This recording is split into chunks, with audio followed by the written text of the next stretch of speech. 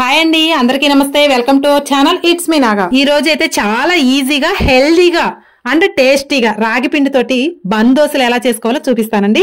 చాలా బాగుంటాయండి. అప్పటికప్పుడు చేసి పెట్టుకోవచ్చు. పిల్లలకైనా పెద్దవాళ్ళకైనా చాలా ఇష్టంగా తింటారు. ఇంట్లో ఎవరైనా సడన్ గా చుట్టాలు వచ్చినా సరే టిఫిన్ పిండి ఏమీ లేకపోయినా అప్పటికప్పుడు హెల్దీగా చేసి పెట్టే ఐటమ్ అండి ఇది. చాలా ఇష్టంగా కడుపు నిండా తినేస్తారు. అసలు ఈ బందోసలు చూస్తుంటే నాకు ఒక కవిత్వం గుర్తొస్తుందండి. రాత రాస్తాడు బ్రహ్మ, దేవుడు ఇస్తాడు జన్మ, కానీ కంటికి రెప్పలా కాపాడుతుంది అమ్మ. ఒక్కసారి ఈ బందోసలు చేసి పెట్టమ్మా. ఓ బందోస, నాకు ఏదీ ఎక్కువ కాదు నీకన్నా, నిన్ను తినేదాకా వదిలిపెట్టాను ఈ జన్మ. ఓకేనండి, ఇంకా రెసిపీలతోకైతే వెళ్ళిపోదాం. దీనికి కావాల్సిన ఇంగ్రీడియంట్స్ వచ్చేసి అరకప్పు బొంబాయి రవ్వ, 1 కప్పు పెరుగు, 1 కప్పు రాగి పిండి అండి. మళ్ళీ చెప్తున్నాను, అరకప్పు బొంబాయి రవ్వ, 1 కప్పు పెరుగు, 1 కప్పు రాగి పిండి అనమాట.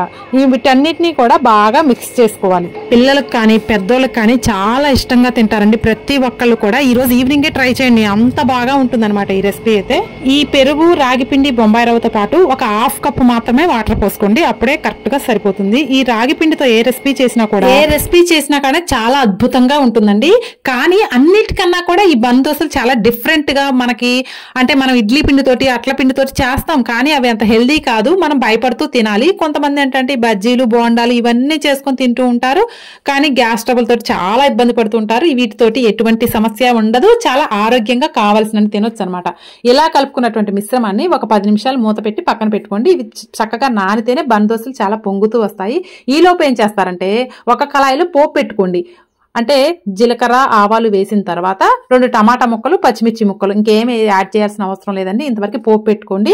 ఇవేంటంటే మనం డైరెక్ట్ గా ఉల్లిపాయ, పచ్చిమిర్చి వేసుకొని సెట్ దోశలాగా వేసుకోవచ్చు, కానీ ఇలా కొత్తగా ట్రై చేయండి. చాలా అద్భుతంగా కలర్ఫుల్ గా కూడా ఉంటుంది.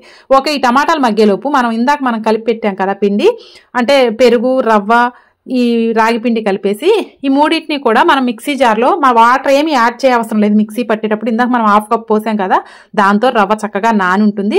మనం మిక్సీ పట్టేసరికల్లా ఆల్రెడీ జావ్ అయితే వచ్చేస్తుంది. మీరు మాత్రం మళ్ళీ వాటర్ యాడ్ చేయకండి, బందోసలు పర్ఫెక్ట్ గా రావన్నమాట. సో ఇలా మన పిండిని ఒకసారి మిక్సీ పట్టేసుకోండి. ఫైన్ గా మిక్సీ పట్టేసుకుంటే సరిపోతుంది.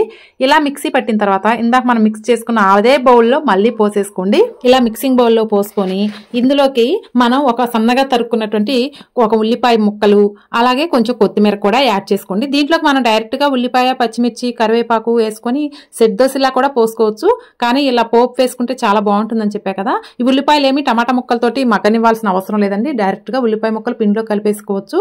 ఇలా ఉల్లిపాయ ముక్కలు, కొత్తిమీర ముక్కలు, అలాగే మనం పోపు పెట్టినటువంటి పచ్చిమిర్చి, టమాటా ముక్కలు కూడా ఇందులో వేసి కలిపేసుకోండి.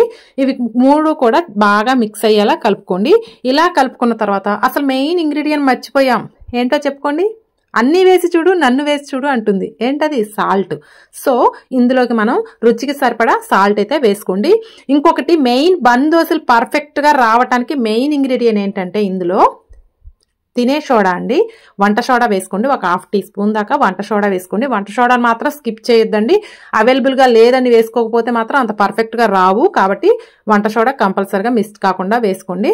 తర్వాత ఒక కళాయిలో 2 స్పూన్లు ఆయిల్ వేసుకొని ఒక 2 స్పూన్లు పిండి అయితే వేసుకోండి. దీన్ని పల్చగా మాత్రం అనకండి, అనవసరం అవసరం లేదు. బన్ లాగా పర్ఫెక్ట్ గా పొంగుతూ వస్తాయి, కాబట్టి దోశల్లాగా పల్చగా అనకండి. ఇలా కనుక దీనికన్నా కూడా చిన్న కళాయిలో కూడా పోసుకోవచ్చండి. చిన్న కళాయిలో పోస్తే క్యూట్ గా పొంగుతూ చిన్న సైజులో చాలా బాగా వస్తాయి. నా దగ్గర అవైలబుల్ గా లేక మీడియం సైజ్ కళాయి పెట్టాను. సో నాకైతే ఎలా వచ్చాయి, మీరు ఇంకా చిన్న దోశల్లో పోసుకుంటే మాత్రం ఇంకా బాగా వస్తాయి. చూసారు కదా గుల్లగా ఎలా వచ్చాయో. టేస్ట్ అయితే అమోఘం అండి, చాలా సాఫ్ట్ గా కూడా ఉంటాయి. చూడటానికే కాదండి, తినటానికి కూడా చాలా అంటే చాలా బాగున్నాయి. చాలా ఈజీ ప్రాసెస్ కూడా. పిల్లలకి స్నాక్స్ బాక్స్ లో కానీ, టిఫిన్ కింద బాక్స్ లో కానీ పెట్టొచ్చు. ఇది ఏ చట్నీతో, అంటే వాళ్ళకి నచ్చిన చట్నీతో పెట్టి చూడండి, వదలకుండా శుభ్రంగా అయితే తినేస్తారు. ఇందులోకి పల్లీ చట్నీ, టమాటా చట్నీ, కొబ్బరి చట్నీ అయినా సరే ఏదైనా కూడా చాలా బాగుంటుంది. తప్పకుండా ట్రై చేయండి. అలా చెరువులకు వేస్తారు ఆనకట్ట, కూరల్లో వేసేది కొత్తిమీర కట్ట, బ్రతకాలంటే కావాలి నోట్ల కట్ట, నా కవితలకి లేదుక ఆనకట్ట. ఇలాంటి ఆరోగ్యకరమైనటువంటి హెల్దీ రెసిపీలు చేసుకొని తింటుంటే మనకేంటండి భయం. హ్యాపీగా ఆడుతూ పాడుతూ చక్కగా కడుపు నిండా తినేసేయొచ్చండి. ఏమంటారు? ఇంతకీ ఈ బందోసలు నాకు నచ్చాయా? నచ్చితే ఈ వీడియోకి ఒక లైక్ చేయండి. అలాగే మీకు నచ్చిన వ్యక్తులందరికీ కూడా ఈ వీడియోని షేర్ చేయండి. ఇలాంటి ఇంట్రెస్టింగ్ హెల్దీ రెసిపీస్ కోసం మన ఛానల్ అయితే సబ్స్క్రైబ్ చేసుకోండి. థ్యాంక్ యూ అండి. Thank you for watching.